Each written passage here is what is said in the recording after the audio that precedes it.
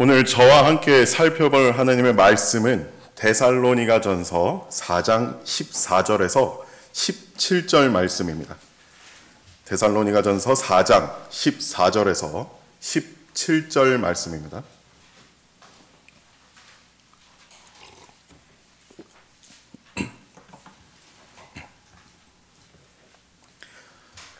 제가 읽어보겠습니다. 예수께서 죽었다가 다시 살아나신 것을 우리가 믿는다면 그와 같이 하나님께서는 예수 안에서 잠든 자들도 그와 함께 데리고 오시리라. 우리가 주의 말씀으로 너희에게 이것을 말하노니 주께서 오실 때까지 살아남아 있는 우리가 잠들어 있는 자들보다 결코 앞서지 못하리라.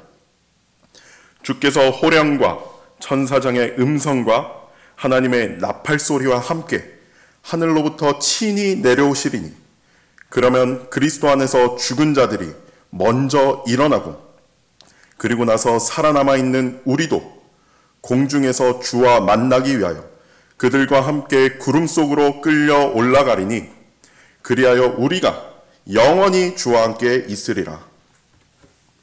오늘 설교의 제목은 마지막 여행길입니다. 마지막 여행길입니다. 여행은 특정한 목적을 가지고 일상생활에서 벗어나 다른 국가나 지역으로 떠나는 일을 일컫는 말입니다. 여행 가는 목적은 사람마다 다 다릅니다. 어떤 사람은 휴식을 취하기 위해 여행을 떠나기도 하고요. 또 어떤 사람은 몸과 마음에 든 질병을 치유하기 위해 여행을 떠나기도 합니다. 또 어떤 사람은 공부를 위해서, 또 어떤 사람은 비즈니스를 위해서 여행을 떠나기도 합니다.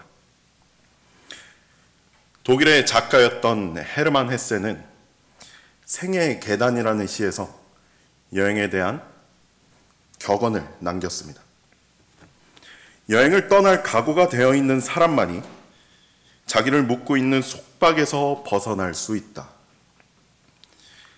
자신의 일상생활에 미련이 남아있다면 여행을 떠날 수 없는 것입니다.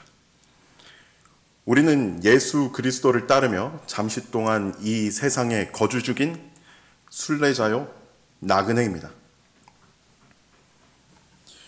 우리의 여정의 목적은 예수 그리스도입니다. 만약 우리가 세상에 어떠한 목적이나 미련이나 뜻을 가지고 있다면 절대로 예수 그리스도께 다가갈 수 없는 것입니다. 오늘 우리가 살펴볼 본문 말씀을 통해서 여러분의 여정과 소망을 다시 점검해 보는 시간이 되어지길 바랍니다. 순례자의 길을 걸어가려면 재림의 약속을 소망해야 합니다. 순례자가 소망해야 하는 마지막 여행길, 첫 번째는 육신의 짐을 벗어버리는 여행입니다. 본문 14절 말씀을 보겠습니다. 예수께서 죽었다가 다시 살아나신 것을 우리가 믿는다면 그와 같이 하나님께서는 예수 안에서 잠든 자들도 그와 함께 데리고 오시리라. 우리가 주의 말씀으로 너희에게 이것을 말하노니 주께서 오실 때까지 살아남아 있는 우리가 잠들어 있는 자들보다 결코 앞서지 못하리라. 여행을 떠나기 위해서는 계획을 세워야 합니다. 목적지는 어디로 잡을 것이고 또 숙소는 어디로 잡을 것인지에 대한 세부 사항이 필요한 것입니다. 또한 교통편과 같은 여행 경비도 준비를 해야 합니다. 특히 해외로 나갈 경우에는 이 경비가 많이 소비되기도 합니다. 또한 여행을 떠나기 위해서 짐도 꾸려야 합니다. 속옷과 활동복을 포함한 여벌옷들과 또한 간단한 생필품들, 구급약 또는 비상식량 이런 것들을 챙겨야 하는데 이런 여러 가지를 고려할 때 여행을 떠나는 것 그 자체가 짐이며 부담인 것입니다. 그러나 우리가 떠나게 될 마지막 여행은 오히려 짐을 벗어버리게 되는 여행인 것입니다. 구원받기 전 우리의 목적지는 지옥이었습니다. 우리는 그 사실을 부인하고 망각하며 살아왔습니다. 그러나 예수 그리스도께서 우리의 죄를 대신하셔서 십자가에 달려 피 흘려 돌아가셨으며 다시 부활하셨습니다. 그리하여 그 흘리신 피로 저희의 모든 죄들을 깨끗하게 용서해 주셨습니다. 우리는 이 사실을 마음으로 믿었으며 예수 그리스도를 개인의 구주로 영접했습니다. 그 즉시 우리의 목적지는 지옥이 아니라 하늘나라로 변하게 된 것입니다. 우리의 마지막 여행은 계획을 세울 필요가 전혀 없는 것입니다. 하나님께서 우리의 여행지와 우리가 거하게 될 곳 모두를 마련해 주셨습니다. 또한 우리는 마지막 여행을 떠나기 위해서 어떠한 경비도 지불할 필요가 없는 것입니다. 예수 그리스도께서 이미 자신의 핏값으로 그 경비를 일시불로 지불해 주셨습니다. 현재 우리는 삶의 모든 문제로부터 자유롭지 못한 육신의 몸을 입고 있습니다. 그렇기 때문에 우리는 육신을 부인하며 삶을 살아가고 있습니다. 그러나 예수 그리스도께서 오시는 그날 공중에서 우리를 부르시면 우리는 이 육신의 몸을 벗어버리고 예수 그리스도와 같은 새 몸으로 변화를 받아 올라가게 될 것입니다. 우리를 짓누르던 죄와 죽음, 근심과 걱정, 질병, 이런 삶의 모든 문제를 육신과 함께 벗어 던져버리고 올라가는 것입니다. 그때가 되면 어떠한 문제라도 예수 그리스도와 같은 몸을 입은 우리에게 해를 끼치지 못하는 것입니다. 테슬라의 최고 경영자 일론 머스크가 운영하는 미국 우주 탐사 기업인 스페이스X, 이 기업에서 현지 시간으로 2021년 9월 15일 민간인 4명을 태운 우주여행을 성공적으로 출발했다고 하는 기사가 있습니다. 이 우주여행은 국제우주정거장의 궤도보다 높은 575km 고도에서 3일간 90분마다 지구 한 바퀴를 돌며 우주여행을 한 후 플로리다주에 있는 어느 인근 바다로 돌아오는 코스라고 밝혔습니다. 이 우주여행의 비용, 한화로 총 약 2,341억 원이었다고 합니다. 그리고 이 비용을 미국 신용카드 결제 처리업체의 어느 한 창업주가, 탑승객 중에 한 명인 창업주가 이 비용을 다 지불했다고 합니다. 이 우주여행을 다녀온 사람들은 매우 놀라운 경험을 했을 것입니다.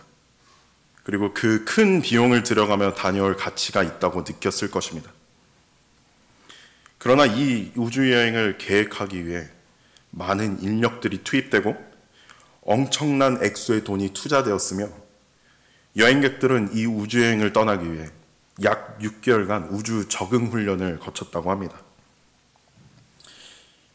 아무리 우주여행이 꿈에 그리던 멋진 여행이라 할지라도 우리의 마지막 여행길은 모든 것이 완벽하게 갖춰진 프리미엄 패키지 여행인 것입니다.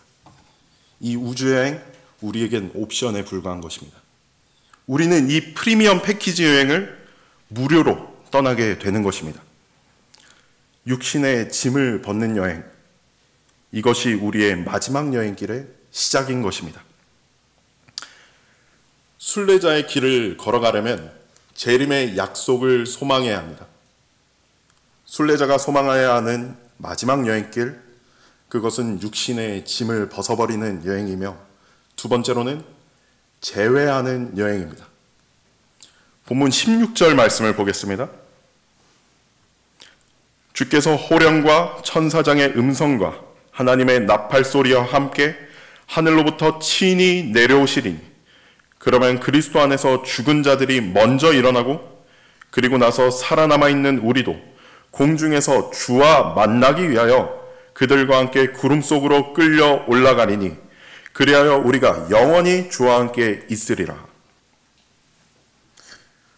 여행 중에 가장 아쉬움이 남는 여행은 보고 싶었던 사람과 만나는 여행입니다. 단지 방문하는 여행은 그 여행에 대한 추억만을 남기고 돌아오는 것이기 때문에 시간이 흐른다면 그 여행에 대한 아쉬움과 기억은 희미해져 갈 것입니다. 그러나 보고 싶었던 사람과 만나는, 재회하는 여행은 그 여행에 대한 추억뿐만 아니라 그 보고 싶은 사람을 남기고 돌아오는 여행이기 때문에 그 여행에 대한 아쉬움은 더욱더 오래 갈 것입니다. 그러나 우리의 마지막 여행은 그런 이별의 아쉬움이 전혀 없는 여행인 것입니다. 그날이 오면 주께서 호령과 천사장의 음성과 나팔과 같은 하나님의 음성으로 우리의 이름을 부르시며 이리 올라오라 라고 말씀하실 것입니다. 그때 우리의 몸은 그 즉시로 예수 그리스도와 같은 썩지 않을 새 몸으로 변모되어 눈 깜짝할 사이에 공중으로 들림받아 올라갈 것입니다. 그때 우리는 정말 놀라운 광경을 목격하게 될 것입니다. 우리보다 먼저 세상을 떠나 주 안에서 잠들었던 사랑하는 가족, 그리워야 했던 성도들, 친구들, 그들 모두 우리와 같이 예수 그리스도와 같은 새 몸을 입고 우리와 함께 있는 것을 두 눈으로 목격하게 될 것입니다. 그들은 하나님의 나팔 소리가 들릴 때 그 즉시로 부활하여 살아남아 있는 우리보다 먼저 들림받아 올라간 것입니다. 우리는 그들만 보게 되는 것이 아닙니다.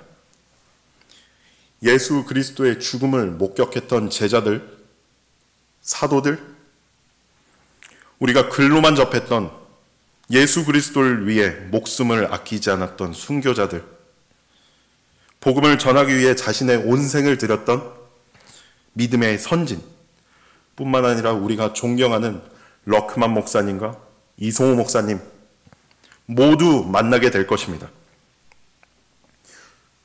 우리는 그들을 보는 순간 그들이 누구인지 서로 알아보게 될 것입니다. 정말로 놀랍고 기쁜 순간일 것입니다. 그러나 그것과는 비교가 안 되게 감동적인 순간은 우리가 그토록 바라왔고 그리워했고 사랑하는 우리 주 예수 그리스도를 만나게 되는 순간인 것입니다. 얼마나 감동적인 순간이겠습니까? 우리는 맹인 찬송 작사가 페니 크로스비가 작사한 찬송가 545장 세상 고생 꿈에 본 듯 이즈리에 나온 가사처럼 우리를 위해 못 박히신 목자국난 그 손을 보며 감사와 찬양을 영원 무궁토록 돌려드릴 것입니다. 세상의 여행은 본래 살던 집으로 돌아가야 합니다. 그러나 우리의 마지막 여행은 돌아가지 않는 것입니다. 우리의 집이었던 세상은 불로써 심판받아 없어질 것입니다. 그러나 우리는 집을 잃게 되는 것이 결코 아닙니다. 예수님께서 마련해 주신 새 예루살렘에서 성도들과 예수 그리스도와 영원히 함께 살게 되는 것입니다. 우리에게 더 이상 이별은 존재하지 않게 되는 것입니다. 우리의 마지막 여행길, 예수 그리스도와 만나게 되는 순간 끝나게 되는 것입니다. 순례자의 길을 걸어가려면 재림의 약속을 소망해야 합니다. 순례자가 소망해야 하는 마지막 여행길, 그것은 육신의 짐을 벗어버리는 여행이며 재회하는 여행입니다. 그리고 세 번째로 새롭게 시작하는 여행입니다. 17절 본문 말씀을 보겠습니다. 그리고 나서 살아남아 있는 우리도 공중에서 주와 만나기 위하여 그들과 함께 구름 속으로 끌려 올라가리니 그리하여 우리가 영원히 주와 함께 있으리라. 방금 전 언급한 대로 저희의 지상에서 시작한 마지막 여정은 예수 그리스도를 만나게 되는 순간 끝나게 될 것입니다. 우리에게 남는 것은 이제 예수 그리스도와 함께 영원한 안식을 누리는 것입니다. 그렇다면 우리는 더 이상 여행을 하지 않습니까? 요한계시록 21장 1절 말씀에 또 내가 새 하늘과 새 땅을 보니 처음 하늘과 처음 땅은 사라지고 바다도 더 이상 있지 아니하더라. 우리는 더 이상 없어질 세상을 여행하지 않는 것입니다. 그렇다면 우리가 여행하게 될 새 여행지는 어디입니까? 바로 새 하늘과 새 땅, 새 예루살렘입니다. 새 예루살렘, 그곳은 어떤 곳입니까?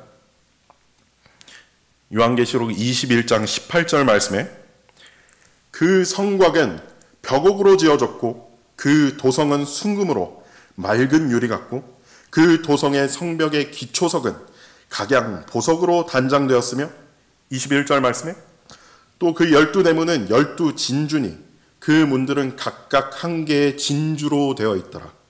그 도성의 거리는 순금이며 투명한 유리 같더라. 지난주에 우진 형제가 언급한 왕길역에 있는 로얄 파크시티 기억나십니까? 시세를 조사해 보니까 평수마다 달라지는데 작은 평수는 약 4억 원부터 시작하고 평수가 넓어질수록 8억 원에 이른다고 합니다. 참 아이러니한 게 그 로얄 파크시티 어떻게 지어졌습니까? 화학 첨가물을 포함한 시멘트, 녹슬어버릴 철근으로 지어진 것입니다. 그 길 또한 어떻습니까? 흙으로 지어진 것입니다. 그것과 비교해 봤을 때 저희가 가게 될 새 예루살렘 어떻습니까? 그곳은 순금과 보석으로 꾸며진 것이며 순금 길로 이루어진 것입니다. 그곳은 아무리 봐도 질리지 않으며 녹슬거나 헐어버리지 않는 영원히 없어지지 않는 새 하늘과 새 땅, 새 예루살렘입니다. 새 예루살렘을 보게 되는 그 순간 우리가 세상에서 본 풍경, 아무리 아름답고 휘황찬란한 곳이라 할지라도 이제는 기억나지 않을 것입니다. 그곳에 가면 그 무엇도 우리를 예수 그리스도와 떼어놓을 수 없는 것입니다. 더 이상 죄와 죽음도, 근심, 걱정도, 슬픔도, 죽음도, 질병도 없는 것입니다. 우리는 천사들의 영접을 받으며 사랑하는 예수 그리스도와 함께 영원히 그곳을 여행하게 될 것입니다. 영원히 주님과 함께하게 되는 것입니다. 우리의 지상에서 시작한 마지막 여행, 끝이 날 것입니다. 그러나 그것은 곧 예수님과 함께하는 새로운 여행의 시작인 것입니다. 우리는 예수 그리스도께서 다시 오심을 기다리는 순례자이고 나그네입니다. 우리는 아직 육신의 옷을 입고 있기 때문에 걱정과 근심, 질병, 삶에서 찾아오는 모든 문제들을 직면하면서 살아가고 있습니다. 또한 육신을 입고 있기 때문에 사랑하는 사람과 이별을 맞이하게 되는 순간도 찾아올 것입니다. 순례자의 길은 참으로 고달픈 것입니다. 그러나 이 모든 문제들은 예수 그리스도께서 오시는 그날 모두 해결되는 것입니다. 육신의 몸을 벗어버리고 죄와 죽음으로부터 자유로워지는 것입니다. 예수 그리스도께서 오시면 우리의 모든 눈물을 닦아주시며 따스하게 맞아주실 것입니다. 그렇기 때문에 우리는 더욱더 재림의 약속을 소망해야 하는 것입니다. 예수님께서 부활하고 들림받아 올라가신 지 2024년이라는 긴 시간이 지났습니다. 이렇게 긴 시간이 지났는데 예수님께서는 왜 아직 오시지 않는 것입니까? 어린아이의 시간 개념으로 어른들이 말하는 잠깐만 기다려? 금방 갈게. 이런 말들을 이해하기 어려운 것입니다. 인간도 마찬가지입니다. 인간의 시간 개념으로는 하나님의 영원이라는 시간 개념을 이해할 수 없는 것입니다.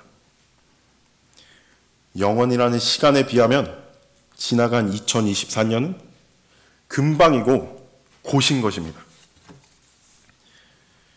예수님께서는 반드시 곧 오실 것입니다. 그리고 우리는 곧 마지막 여행길을 떠나게 될 것입니다. 재림의 약속을 소망하여 예수 그리스도께서 다시 오실 때 기쁨으로 주님을 맞이하는 성도 여러분이 되시길 바랍니다.